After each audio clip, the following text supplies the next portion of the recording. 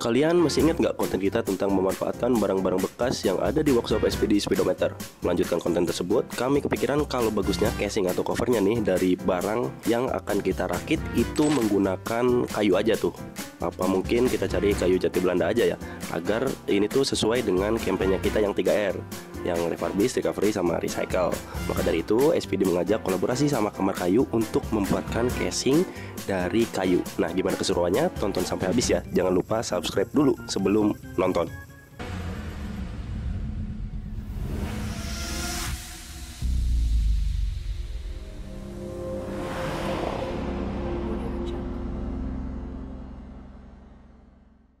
Oke, balik lagi di channelnya SPD Speedometer nih. Sebelumnya kan di Reels sama di TikTok udah kita singgung kalau misalkan kita mengerjakan sesuatu di Kamar Kayu. Nah, sekarang saya sama ownernya di sini yang pemilik Kamar Kayu. Kita ngobrol-ngobrol dulu tentang Kamar Kayu nih. Apa sih Kamar Kayu itu kan? Nah, ini panggilannya biasanya siapa sih, Mas? Familiarnya? Mas Anang? Anang. Mas Husen? Anang. Anang? Ya. Oke. Biasanya Anang. Berarti kalau nama aslinya? Muhammad Anang Lisdan. Oh iya. Soalnya aku sempat bingung. Kadang-kadang ada Husen, kadang-kadang ada Anang. Nama panjang. Oh, nama panjang. Berarti panggilannya Anang ya, bukan Iya, Anang. Anang. Nah ini jadi lumayan udah lama mungkin kenal sama Mas Anang, cuma baru kali ini main Iya, di sini. padahal deket teman. Padahal dekat. Sama-sama di Jogja gitu. Cuma ya gini sih Mas. Ini kan di Kamar Kayu nih. Konsep workshopnya lumayan keren karena menurutku keren sih. Di sini ada kayak showroomnya gitu lah ya. Di sebelah sana ada workshopnya. Atau gimana nih konsepnya? Kalau dikatakan showroom ya masih jauh sih Mas. Ini karena kita kan keterbatasan tempat dan kebetulan workshop kita ini kan posisinya di kampung ya. Jadi memang yang customer yang datang ke kita itu jarang banget. Sebulan satu aja dulu mungkin kebanyakan. Nggak sampai lah sebulan satu, jarang banget pokoknya datang. Jadi ya paling yang sebelah selatan ini buat storage barang, produk-produk atau mungkin untuk nyimpan sementara barang-barang yang mau pengiriman gitu aja. Kalau yang sebelah utara kan ini bagian produksi. Berarti paling banyak justru malah dari online customer-nya atau gimana? Semuanya Mas. Semuanya hampir online. Yang offline itu kayaknya apalagi mulai pandemi ini ya nggak ada. Malah Jogja pun customer yang dari Jogja pun hampir semuanya online. Kalaupun dia datang itu cuma ngambil, tapi dia ordernya by online, WA atau Instagram. Nanti kalau barang udah jadi mereka ngambil baru datang. Kalau yang order sengaja datang terus order itu kayaknya nggak ada. Terus kenapa kayu yang dipilih? Dan kayunya juga kalau saya lihat ya, ini kan dikenal di Jogja tuh jati Belanda ya? Jati Belanda, betul. Atau ini tuh aslinya tuh jati Belanda tuh kayu apa sih Mas? Pinus atau apa? Kalau dia tergolongnya kayu pinus. Cuman pinusnya itu bedanya sama Indonesia. Kalau Indonesia kan 2 musim ya, hujan sama kemarau. Kalau ini berhubung dia berasal dari kebanyakan sih Eropa sama Amerika, dia pinusnya 4 musim. Oke. Ya jadi kalau kita ngomongnya seratnya lebih tajam daripada pinus dalam lokal. Ya. Iya. Kebetulan karena ini barangnya ibaratnya barang impor. Orang-orang Indonesia gampangnya ngomong jati Belanda. Oh, sekarang saya ngerti kenapa disebut jati Belanda karena dari Londo gitu. Ya. Oh, gitu sejarahnya. Oke. Naturalisasinya jati Belanda. Oh iya, paham sekarang. Jadinya pinus. Oke, asal usulnya dari situ. Iya. Nah, berarti ini adalah dari peti kemas atau dari packaging yang biasanya di pelabuhan itu atau gimana? Iya, dua-duanya benar Mas. Jadi kan karena ini kayu ini kan dari Eropa Amerika ya. Ini dibawa untuk pengemasan, dipakai untuk pengemasan barang sama untuk palet misalnya. Kan biasanya kalau kita beli elektronik atau beli barang-barang yang butuh pengemasan ekstra itu biasanya pakainya packaging kayu kan. Nah ini yang buat packaging. Ada yang buat packaging, ada yang buat palet. Dulunya kan tadi Mas Anang sempat cerita dulunya sempat dibakar ya? Jadi dulu sebelum jenis kayu ini disukai sama masyarakat Indonesia, memang nggak ada harganya Mas. Jadi mungkin orang anggapnya kayunya kayu sampah. Ya, jadi limbah aja gitu. Limbah aja dibuang. Daripada di pelabuhan menu-menuin kan makan tempat banget gitu kan. Itu akhirnya dibakar. Kalau sekarang ini kayu ini karena banyak yang peminat, jangankan dibiarin mas, sekarang tuh keluar dari gudang itu seharusnya langsung nggak boleh kena air, diamankan. Jadi benar-benar dijaga karena mau dimanfaatin lagi karena ada harga jualnya. Iya. Kalau saya lihat kan banyak nih mas karya-karya yang diciptakan ya, maksudnya dari sini tuh ini di belakang ada tempat Hot Wheel, etalase, ada meja, ada kursi, ada rak, kemudian ada souvenir segala macam. Nah, ada berapa sih mas variannya gitu? Kan banyak banget saya lihat di Instagram juga. Banyak banget masalah variannya. Pokoknya kita tuh kalau nerima order dari customer gitu, asalkan selama materialnya kita support, kita bikin mas. Ya kalau masalah kesulitan teknis mungkin masih bisa kita atasi lah. Cuman kalau kendalanya di material itu kita nggak bisa ngatasi. Misalnya customernya minta dibikin model lengkung gitu kan. Kalau kayu kan nggak mungkin lengkung ya. Jadi kita nggak bisa, tapi kalau selama material kita support untuk produksi, kalau hanya masalah teknis kita tetap bisa. Kalau yang paling sulit mas, maksudnya kan pasti ada nih membuat suatu produk atau suatu karya yang ternyata buatnya tuh sulit. Selama ini yang paling sulit bikin apa? Justru kalau yang sulit itu bikin barang-barang kecil mas. Oh yang kecil? Yang kecil itu justru sulit. Kalau barang-barang yang furniture itu malah gampang bagi kami ya. Karena kan pengerjaannya nggak terlalu detailnya nggak ada detail yang kecil gitu. Apalagi kalau ngerjainnya itu udah kecil tapi dia misalnya menyangkut brand perusahaan atau logo atau apa gitu kan, itu memang harus benar-benar detail, nggak ada beli yang miss gitu kan. Jadi itu yang paling sulit. Gitu ya. Kalau misalkan berarti udah berapa tahun mas di dunia kayu ya? Nah kalau kita start 2014 ya. Sekarang 2023. Tapi di workshop ini 2018. Sebelumnya di rumah atau? Bukan, sebelumnya di belakangnya Transmart. Oh, di Jalan Solo. Jalan Solo masuk ke utara, yang tembusnya Jalan Ring. Oh iya, betul. Berarti dulu itu 2014 sampai 2018 di sana. Terus memutuskan pindah ke sini karena punya rumah di sini atau gimana? Enggak, jadi alasannya ke sini karena dari workshop sebelumnya kita belajar bahwa mayoritas customer kita itu kan online mas. Jadi kalaupun kita berinvestasi untuk workshop yang di pinggir jalan kelas A, itu rasanya kok over budget gitu kan. Jadi kita mending cari space yang agak luas meskipun di kampung, yang kita kencengin marketingnya di online aja. Karena kita juga belajar ternyata di pinggir jalan pun juga yang paling banyak tetap dari online. Karena kan harga tanah di pinggir jalan sama di kampung kan biasanya lumayan banyak juga. Nah itu bukan banyak lagi, di Jogja tuh gila loh harga tanahnya. Gak masuk akal ya? Gak masuk akal. Makanya kita lebih baik minggir di kampung, di perkampungan gini. Yang penting akses mobil bisa masuk, truk bisa masuk, loading aman ya. Kalau misalkan berarti dalam hal packaging nih mas, otomatis ini kan customernya banyak online. Nah itu gimana cara ngirimnya biar aman? Jadi kita kalau ada customer kita ada konsultasi dulu mas. Jadi ada juga customer dia yang misalnya carinya ongkir murah. Nah kalau ongkir murah mau tidak mau kita bikin produk khususnya yang barang bersih ya, furniture gitu ya. Kita bikin yang knockdown, bongkar pasang. Ya itu kan udah memangkas volumetrik ya, volume barang gitu ya. Tapi ada juga yang customer dia nggak mau ribet. Dia maunya barang datang itu nggak perlu rakit-rakit, nggak perlu repot-repot, mikir-mikir gimana ngerakitnya dan segala macam. Otomatis kita bikin barang utuh, jadi tinggal buka packaging langsung bisa pakai, tapi konsekuensinya ongkirnya lebih mahal. Ya, tapi itu juga kita menyesuaikan dari customer. Kalau mereka mau ongkir murah, jadi barang knockdown. Kalau dia nggak pengen ribet, barang utuh. Kalau knockdown gitu, berarti ada experience pas masang juga sebenarnya ya? Kalau yang suka loh. Selama ini hampir 95% mereka memilih ini mas, knockdown. Iya. Toh knockdown pun kita juga sudah melengkapi dari pandan perakitan, sekrup kita lengkapi, kunci sudah kita bawakan. Jadi customer nggak perlu repot apa-apa kecuali mikir aja. Itu sama perakitan aja. Nah, mungkin kan kalau yang customer yang mikir udah mudah lah ya, ada panduannya. Cuma kan pas proses produksinya nih, pasti kan perlu mikir juga. Yang bagian ditekuk mana, yang bagian dipotong mana. Memang kalau bikin produk knockdown itu ribetnya 2 kali mas. karena nggak bisa kalau barang utuh ya Mas, kita bikin jebret jadi langsung selesai. Kalau barang knockdown kita jadi harus dibongkar lagi, harus dirakit lagi sesuai seperti belum dibongkar.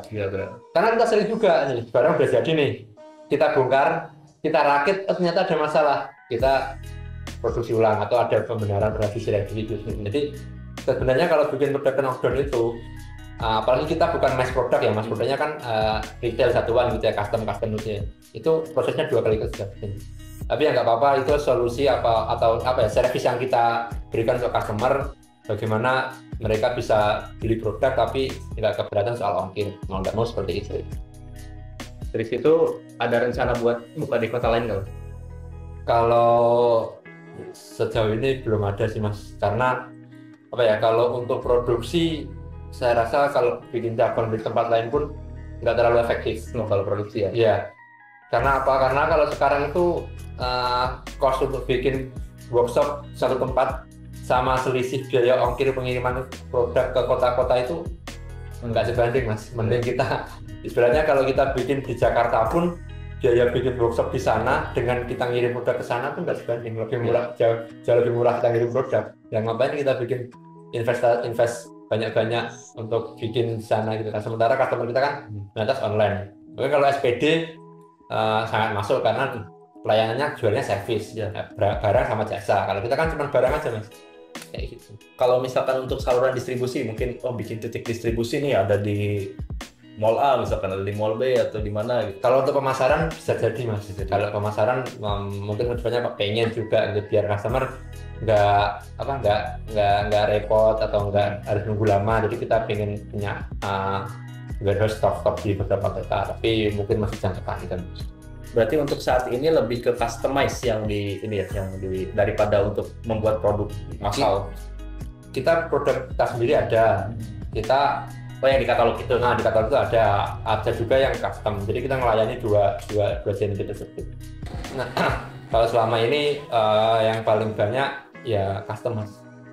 Karena kita juga melayani B2C juga B2B. Kalau kita ngerjain misalnya satu cafe gitu kan berarti kan harus custom juga. Balik lagi ke yang tadi online tuh Mas, kan jualannya hampir 100% dari online lah ya. 100%. Nah kan saya lihat juga di Instagram lumayan lah aktif dan banyak followersnya gitu. Iya. Nah, gimana fenomenanya Mas sekarang di jualan di Instagram dengan dulu mungkin ya? Karena sekarang kan platform udah banyak nih. Nah, gimana tuh sekarang? Kalau kita ngomong digital marketing khususnya di Instagram ya Mas, itu kan dinamis banget Mas. Dari awal Instagram berdiri kebetulan kita alhamdulillah masih tergolong online shop yang memulai lebih dulu di awal Instagram itu ya. Jadi perubahannya kerasa banget loh, dari 2014 kita login Instagram sampai sekarang itu udah luar biasa perubahannya gitu. Yang sekarang ini PR-nya karena semua platform sekarang sudah iklan berbayar ya Mas. Otomatis untuk seller atau untuk pengguna Instagram khususnya itu harus pintar-pintar menganalisa market sih. Jadi kalau kita ngandalin iklan berbayar pun, kalau kita nggak pintar-pintar mikir menganalisa pasar kita siapa, gimana, itu aku rasa malah buang boncos bener. Kalau ibaratnya kata boncos itu. Jadi karena sekarang fenomenanya iklan berbayar di semua platform, meskipun Instagram atau marketplace lain gitu ya. Jadi kita tetap harus pintar-pintar baca statistik kita lah. Instagram sudah ngasih kan, di IG ada statistik follower kita, itu harus kita benar-benar kita pahami agar kita iklannya tetap tepat sasaran. Nanti feedbacknya kita juga sebanding. Kalau platform yang lain main juga nggak Mas? Maksudnya masuk ke TikTok mungkin atau ke sejauh ini kita mainnya hanya di 2 platform, yang Instagram sama Toko Oren ya. Kalau berarti di marketplace main juga ya. Gimana Mas, kan kalau di tempatku ya, di Toko Oren itu sekarang udah potongannya udah lumayan. Toko itu sama juga. Makanya kalau di marketplace jangan, kalau aku ya yang ngambil salah satu aja, karena kalau kita main di banyak marketplace, ini pertimbangan saya, pertimbangan kami ya, otomatis kita bakar biaya iklan Betul. double. Misalnya kita main di dua marketplace itu ya, bakar biaya iklan double. Terus nanti juga potongannya buat seller kan udah lumayan banget. Jadi mending kita fokus aja, misalnya toko di salah satu toko aja, di mana toko yang sekiranya paling berpotensi untuk produk kita. Tapi sekarang merhatiin nggak Mas, potongannya makin tinggi? Makin tinggi, ya sebenarnya Udah di atas 10%. iya udah ya, tapi gimana lagi ya Mas, karena fenomenanya harus seperti itu, kita jadi seller harus pintar-pintar aja. Kemarin kita juga karena potongannya naik-naik kan, jadi kita juga ada penyesuaian harga juga. Jadi dijual lebih mahal kalau di situ. Ya di marketplace gitu kan, ya mau nggak mau kan harus seperti itu Mas, kalau enggak kan kita juga nanti kena imbasnya juga. Kalau web sendiri ini nggak Mas, berdampak nggak untuk dimonetize atau memang orang-orang larinya pinginnya ke marketplace aja gitu? Nah, web itu sejauh ini yang kita rasakan manfaatnya hanya untuk trusted customer aja sih Mas, Portofolio. portofolio aja. Kalau untuk apa ya, transaksinya, salesnya tetap di marketplace atau Instagram yang biasanya di WA gitu. Menarik. Karena kalau misalkan jualan di marketplace kita harus punya brand juga kan. Kalau nggak punya brand biasanya jatuhnya ke perang harga tuh nantinya. Perang harga Mas, bener. Jadi memang kalau di marketplace ini namanya juga pasar ya Mas, pasar digital ya. Di mana-mana pasar kan pasti ada kompetisi ya. Karena di situ seorang berkumpul, banyak pedagang berkumpul gitu ya. Ibaratnya kita jualan barang sama pun pesaingnya juga banyak. Iya benar.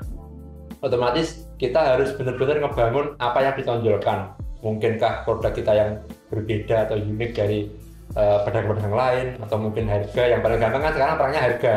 Nah kita mainnya di sini kalau perang harga jelas kalah. Iya betul. Iya kan? Kita capek. Nah capek juga, nggak ada habisnya Mas, nggak ada selesainya kalau perang harga. Kita mending perangnya di inovasi aja. Kita coba bikin produk yang mungkin sekiranya seller lain nggak bisa bikin.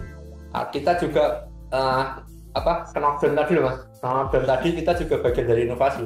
Karena nggak semua seller atau nggak semua pengrajin dia mau repot-repot bikin produk knockdown. Nah kalau knockdown otomatis dia ongkirnya murah. Banyak juga seller itu beli di kami bukan karena harga, bukan karena harga kami jauh lebih murah, enggak. Tapi dibanding dengan harga produk sama ongkirnya itu ternyata kita lebih murah daripada misalnya toko sebelah, dia harga produknya murah tapi karena barangnya nggak bisa knockdown akhirnya totalnya lebih mahal. Nah mereka akhirnya ke kami karena totalnya dari harga jual sama ongkir dia lebih murah. Yang dibeli selain harganya juga kan value dari si produknya. Produk itu. Iya benar, itu juga. Dan kalau misalkan kita lihat ya, kalau misalkan seperti itu kan berarti tadi kata kuncinya itu justru di diferensiasi produknya. Bener Mas. Gimana faktor apa yang membedakan produk kita sama orang lain atau kompetitor? Iya. Emang sebenarnya itu Mas, kalau ibaratnya sesama orang produksi ya Mas, kita dikasih tahu produk A suruh jiplak gampang. Iya kan, kalau sama orang produksi lah. Jadi misalnya sama toko sebelah ada produk A nih, sebelah pasti bisa bikin. Tapi ada yang harus keunikan apa, perbedaan apa yang harus kita hadirkan di produk kita. Mungkin servisnya jauh lebih ramah atau mungkin ongkirnya lebih murah tadi. Jadi memang harus ada lah pembeda daripada pesaing-pesaing gitu. Istilahnya unique selling. Ya, istilahnya memang harus ada. Nah itu tadi Mas, itu kan tadi ngomongin soal penjualan atau di bagian marketing ya.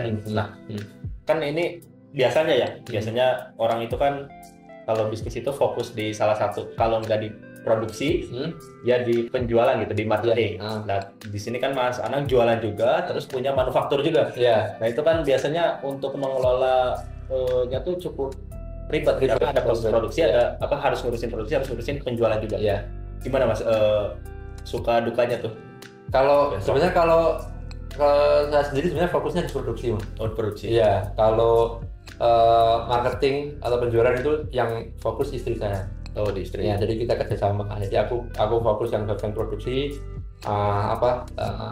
ngontrol produksi. Nanti kalau masalah order atau pemasaran itu saya. Cuman nanti konsultasinya ke bagian produksi, kan custom kan nggak bisa diputusi orang, harus melibatkan bagian produksi juga ya. Jadi diskusinya bareng-bareng gitu. Jadi kan kalau secara alur proses bisnis itu kan cukup kompleks ya. Iya, kompleks banget Mas. Kalau produksi. Iya. Beda sama pedagang mas, kan nggak harus pada produksi ya. Kalau produksi ya banyak mas pertimbangannya atau faktor-faktor yang harus dipikirkan banyak juga. Jadi dari mulai dari bahan mentah sampai barang sampai customer ini panjang banget jalan itu. Kadang kita sampai produksi selesai beres, ternyata sampai tangan customer ada masalah atau mungkin ada rusak dan segala macam. Kalau kita ngomongin reseller atau pasar retail kan harga beli produknya berapa, terus nanti kita jual Tinggal minta profit berapa, ya double margin berapa gitu kan. Iya. Cuma kan kalau produksi ini faktor atau apa ya indikator yang digunakan tuh banyak kan, mulai Banyak. dari bahan baku, karyawan, listrik, air. Biaya produksi juga kan itu kompleks banget mas, dari A sampai Z biaya produksi. Mungkin biaya produksi aja tapi dalamnya tuh wah banyak banget tergantung termasuk biaya iklan juga kan masuk biaya produksi juga tuh. Iya. Masuk buat marketing gitu kan. Jadi banyak banget lah faktornya. Nah itu kan justru malah menarik juga kan. Kalau misalkan saya di speedometer misalkan, itu kan barangnya relatif apa ya, secara dimensi itu relatif mirip-mirip lah. Namanya dashboard mobil kan nggak ada tiba-tiba yang seperti itu aja lah. Gitu-gitu aja. Desainnya paling berbeda. Ya betul. Bahkan kalau di kamar kayu ini dimensi barangnya beda-beda nih, mulai dari yang segede gini sampai yang nggak bisa dipegang gitu. Iya. Nah itu kan penentuan harga pokoknya juga pasti kompleks. Iya kompleks mas, makanya itu yang tadi saya bilang kita harus diskusi dulu antara marketing sama pihak produksi. Nah kemudian di sini kenapa saya harus pegang produksi, kenapa saya harus mengetahui seluk-beluk produksi, karena untuk menentukan harga itu tergantung dari berapa jelas kita mengetahui tentang proses produksi tadi. Jangan sampai kita asal jeplak ngomong harga sekian, tapi setelah kelar produksi kita malah rugi. Betul. Saya nggak pengen kan, makanya selama ini saya pengen tahu detailnya dari produksi mulai dari A sampai Z itu, biar kalau ada orang-orang custom yang mungkin produk-produk baru yang belum pernah kita bikin, saya punya experience nih. Oh kemarin pernah bikin kayak gini, kurang lebih gini proses produksinya kayak gini, baru ketemu harga produksi. Nah. Dan kayu ya, mungkin tadi kan udah nyinggung marketing nih, terus kita masuk sedikit ke produksi. Nah, mungkin pingin sedikit masuk juga ke SDM. Kan ini skillful ya, maksudnya skillful banget. Kayu itu kan skillful banget dan nggak banyak yang mau mas sekarang. Saya mirisnya itu mas. Jadi kita apa ya sejauh ini kalau kita ngomongin SDM salah satu tantangan sih bagi kami, karena ternyata itu meskipun SMK ya mas, ini ada beberapa SMK yang dia punya kejuruan perkayuan gitu ya. Ternyata untuk menjadi sebuah pekerjaan ini adalah apa ya, langka sekarang. Lulusan alumni SMK perkayuan terus mereka mau bekerja di kayu ini justru malah jarang. Mungkin karena bagi mereka pekerjaan di kayu ini bukan sebuah profesi yang menjanjikan, mungkin ya. Padahal bagi kami khususnya yang main di industri perkayuan ini, justru karena peluangnya masih banyak dan peminatnya jarang. Jadi mereka harusnya mengasah skill lagi biar dia menjadi ahli gitu ya. Dia mau kerja dimanapun pasti diterima. Ya betul, karena memang sekarang tuh ya yang butuh butuh skill, butuh kreativitas memang lumayan langka. Kalau di kayu kan itu sangat spesifik ya. Kita ambil yang general aja deh mas. Misalkan di tempatku ada teknisi elektronik. Itu kadang-kadang misalkan ada anak lulusan SMK, ya dia lulusan elektronik, nggak bisa nyolder. Ya banyak gitu kan. Atau misalkan kayak gini, ada misalkan aku butuh orang accounting, nyari lulusan akuntansi, ternyata nggak bisa bikin laporan keuangan. Excel nggak bisa. Itu juga banyak. Itu yang general ya, maksudnya yang lulus secara kuantitas lulusan banyak. Apalagi kayu yang spesifik. Iya, makanya itu masalah. Loh, sekarang ini mas, anggota kita ya, itu yang basic sekolahnya kayu itu mungkin sekitar 20%. Dikit banget. Iya, dikit banget. Yang lain itu otodidak. Jadi kita jadi kerja gabung kita itu nggak banyak persyaratan mas. Yang penting kamu mau belajar. Karena sudah dipastikan sekalipun itu lulusan SMK kayu mas, untuk teknis produksi dia masih jauh banget. Jadi cuman ya mungkin kalau lulusan SMK kayu mungkin dia tahu masalah nama alat, mungkin ini alat A, alat B, alat C gitu. Tapi untuk keterampilan mengolah kayu masih jauh banget. Ya karena mungkin yang dipelajari di sekolah tidak linear dengan apa yang dibutuhkan di industri, mungkin seperti itu. Terus kan ini SDM-nya banyak nih Mas. Gimana caranya menjaga standarisasinya? Yang ini kan erat kaitannya dengan pekerjaan tangan ya? Iya, pekerjaan tangan. Handmade ya. Ya, biar satu pengrajin dengan pengrajin yang lain itu sama. Iya, itu makanya butuh kontrolnya di situ Mas. Makanya saya tiap hari standby di workshop ini. Sejauh ini fungsi saya adalah kontrol. Mungkin ada yang kurang atau mungkin ada yang perlu dievaluasi. Nah, fungsi saya di situ. Jadi kadang mereka meskipun pengulangannya sering Mas, kadang namanya handmade ya Mas, ya, mungkin ada yang kelupaan atau mungkin ada yang salah, itu yang perlu dikontrol. Jadi namanya produksi itu nggak bisa dilepas atau autopilot, nggak bisa. Mau nggak mau harus ada yang namanya supervisor atau yang kontrol. Itu pun nanti sebelum pengiriman aja kita masih harus ada QC lagi. Kadang gambar 3D udah ada, dimensi sudah lengkap, ini aja kadang-kadang ada yang salah baca gambar. Itu juga ada. Jadi faktor-faktor itu masih banyak terjadi di produksi meskipun kita sudah berdiri atau sudah berjalan sekian tahun. Dan menurut kami ya, karena kami handmade Mas, sampai kapanpun namanya kontrol itu dari selalu ada. Karena kita hampir 90% kita menggunakan tangan.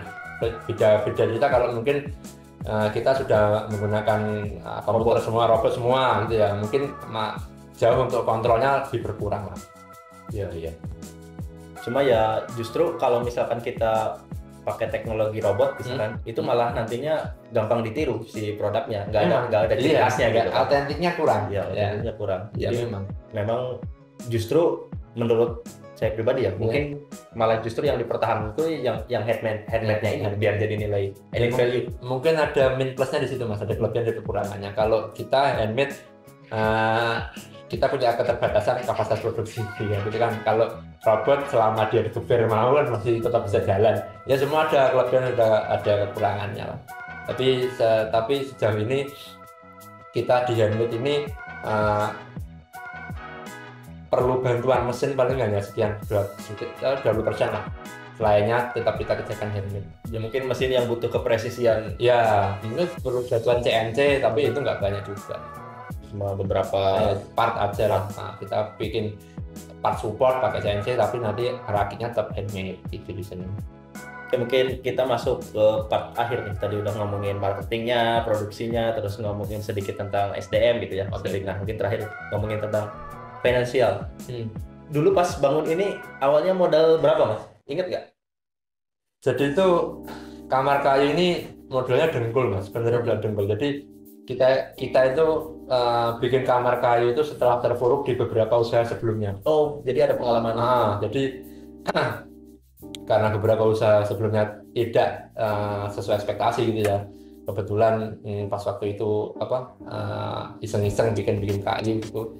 Pas waktu itu nggak ada modal sama sekali Mas, jangankan buat modal, masih buat hidup sehari-hari aja masih pas waktu itu lagi jatuhnya gitu kan, susah ya. Pas iseng-iseng bikin produk kayu, ternyata memang singkat cerita responnya bagus market, makanya kita seriusin. Jadi untuk modalnya itu benar-benar nol. Jadi dulu itu kita beli alat itu pas waktu di workshop lama itu bertahan, meskipun sampai sekarang juga sama. Ini kita punya untung sekian, pengadaan alat diputar, ingin untung sekian, tak pakai buat hidup asal cukup, sisanya buat beli alat, itu terus Mas muter. Jadi ibaratnya model itu gulung terus. Jadi sampai sekarang pun kita juga masih tetap sama, prosesnya sama. Jadi kita dapat untung, kita putar di investasi, ya entah itu alat lah, entah itu apalah, penunjang-penunjang lain gitu. Istilah kerennya bootstrapping kali. Tanpa investor. Jadi kita organik aja lah Mas. Jadi lembaga keuangan juga nggak pakai. Nah kebetulan pas waktu mau bikin workshop nih Mas, nah ini kan godaan Mas. Jadi workshop lama itu kebetulan sama yang punya itu dijual. Tanahnya dijual. Waduh, kita kan kaget. Dia tiba-tiba ngabarin, Mas ini tanah udah tak jual, tak kasih waktu 3 bulan buat persiapan pindah. Duh, kita panik. Kalau kita pindah di workshop ngontrak lagi, dulu masih ngontrak Mas kitanya. Ini kita repot di movingnya tuh, pindah itu kan repot banget ya. Pasti repot tuh, pindah itu merepotkan banget. Makanya aku coba nekat aja, ngajuin pas waktu itu ada tawaran dari PUR, BRI kan. Akhirnya di situ aku ngajuin, kebetulan sama pihak BRI di ACC pas maksimal ya, PUR maksimal. Karena di situ aku bisa nekat bikin workshop di sini secara bertahap. Yang penting dulu pengenku yang dari workshop sana bisa pindah sini, terlepas ini workshopnya belum layak nggak apa-apa, nanti sambil tunggu pelan-pelan gitu. Bener Mas. Jadi kita pindah di sini tuh pintu belum ada, jadi buka. Jadi kalau malam itu kita cuma kasih standar triplek aja gitu kan, pelan-pelan. Terus akhirnya makin di sini kita tambah pelan-pelan. Ya lumayan sekarang sudah ya. Berarti kan ini udah 9 tahun ya Mas, tahun depan udah 10 tahun kan berarti kan? Kalau kamar kayunya iya. Kamar kayunya iya. Dari pertama diritik. Iya betul. Nah, makanya kadang-kadang mungkin aku juga ada fenomena aneh nih Mas, maksudnya ini kan bootstrapping kamar kayu lumayan lama nih, progresnya naik pelan ya, tapi pelan. Bahkan di sisi lain kadang-kadang ada nih tiba-tiba baru 1 tahun langsung jadi crazy rich. Biasa Mas kayak gitu ya, itu sih pilihan sih Mas. Kalau kita sih jujur nggak pengen pusing sih Mas, jadi pengennya ya organik aja. Sampai sekarang ini kita dikasih kayak gini aja udah bersyukurnya luar biasa Mas, karena kita ingat pas waktu 2014 kita merintis kamar kayu ini benar-benar nggak pernah nyangka sampai sejauh ini. Jadi sampai di titik ini aja kita udah bersyukur banget gitu. Banyak Mas yang misalnya tawaran-tawaran, beberapa kali kita pernah ditawarin juga investor banyak banget itu. Karena pas kita pameran gitu mungkin ada investor yang lirik, oh ternyata ini peluang atau gimana gitu. Tapi kita tetap memutuskan untuk tumbuh secara organik aja, pelan-pelan aja. Ininya apa Mas? Prinsip apa yang dipegang gitu biar? Nggak tahu sih Mas, pokoknya intinya malas pusing aja. Malas pusing aja, tumbuhnya organik aja. Ya kita nikmatin lah prosesnya. Ya pokoknya intinya kita tetap tumbuh pelan, nggak apa-apa gitu aja. Soalnya investor sama impostor itu beda-beda tipis. Beda tipis. Nyaris sama ya. Karena kan intinya tiba-tiba ada orang masuk, orang asing masuk ke dalam. Itu kalau tanpa maksud kan nggak mungkin Mas. Ya bawa maksud nggak mungkin kalau tiba-tiba kayak malaikat ngasih rezeki, nggak mungkin. Ini pasti ada maksud tertentu. Nah itu kan kadang-kadang mungkin beberapa usaha kalau dapat investor senang ya, tapi kan nanti nggak tahu kita ke depannya kayak gimana. Ya kalau usahanya bagus terus grafiknya, kan kita nggak pernah tahu Mas, misalnya tahun depan kita masih ada atau nggak, usahanya kita nggak pernah tahu ya. Kita nggak pengen ngecewain investor mungkin, atau kita nggak pengen pusing gimana-gimananya, udahlah kayak gini aja pelan-pelan. Jadi kalau misalkan kita memilih untuk investor itu jangan kegoda uangnya sebenarnya, tapi gimana, apakah satu visi enggak, satu vibrasi enggak, frekuensinya sama enggak. Kadang-kadang orang kan mikirnya wah dapat ini modal sekian, kita nggak pernah tahu ternyata si investor maunya kayak gini, kita maunya kayak gini. Lama-lama ini perang, terus itu nggak sehat dan macam-macam. Oke, paling mungkin itu aja obrolan kita, udah cukup lama ini, udah 7 jam kayaknya ya kemarin ya. Nanti kita main-main lagi ke sini. Makasih Mas Anang, nanti izin muter ngambil beberapa video ya. Iya. Sampai ketemu mungkin di video berikutnya.